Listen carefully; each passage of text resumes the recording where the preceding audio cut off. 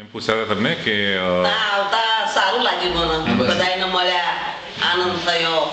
પછી કેરેલામાં મેં બધી સિસ્ટર હતા જોયું.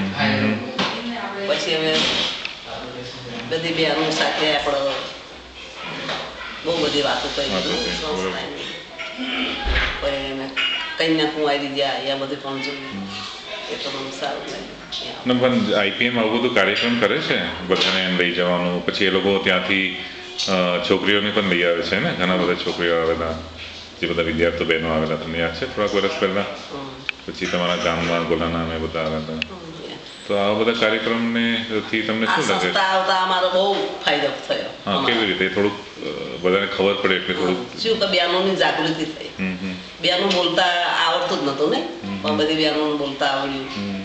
કેવી રીતે રહવું, કેવું આપણે વર્તન કરવું. પછી અમે થોડુંક બહેનોનું કાર્યક્રમ આગળ અલગ અલગ બનાવ્યા બહેનોના, કેવી રીતે આપણે કામ કરવું, એવું બધું એમનો થોડોક આનંદ સારો થયો. પછી અમારા બાળકો આગળ આવે એ અમે પ્રેરણા રાખીએ છીએ કે આપણા બાળકો પણ આગળ આવે. સારું લાગે છે એટલે બહુ અમારા મગજ આમના આવતા અમારા થોડાક ખીલ્યા મગજ. તમને તમને આવું બોલતા જ ના આવડે. પહેલાથી તે બી જઈ લાગે, કોઈ ભાળેલું જ નહીં. આ શું ચેવી સમજતા જો બધા ઘણા લોકો અમારે આવતા હતા બોલાવાનું ને, ખાસા લોકો આવી ગયા. આવે એટલે એ આવી અને અમારા ફોટા પાડે, અમે બોલવી એ બધી એ ફોટા પાડીને લઈ જાય. પછી આવે એટલે એ એમનું કરે. કોઈ અમારી સામું કશું અમને બતાવ્યું નહીં નાખ્યું જીવન. એમનું ગગનભાઈ આવ્યા, માટીભાઈ આવ્યા, ફિલિપભાઈ આવે, આ બધા ભેળો થાય બેનું કે ભાઈ આવ્યા છે. આપણને બહુ સરસ લાગે આવી ગયા ને. કે અમે અમારે બધું દુઃખ ને આગળ કે અમારા આવી રીતે દુઃખ છે બેન, અમને છે અમે અમદાવાદ નહીં ફાવ્યું, અમને બોલતા ના આવડે. હા બેન, પછી અમારા ફોટા પાડે. પછી એ લોકો પછી જતા. પણ તમારી સંસ્થા આવી તે પછી અમે આટલું કામ કરતા જોયા. અમે અમારું બાળકો, દલિતના બાળકો અમારા ભણશે નહીં, સિંધીના બાળકો તો કોઈ દિવસ એમને જોયું જ નહીં. અમે સરસ એક મંડપ જેવું કર્યું છે, એ ભાઈ ભણાવવા થાય છે. ઘરે પણ એ ભાઈ ભણશે.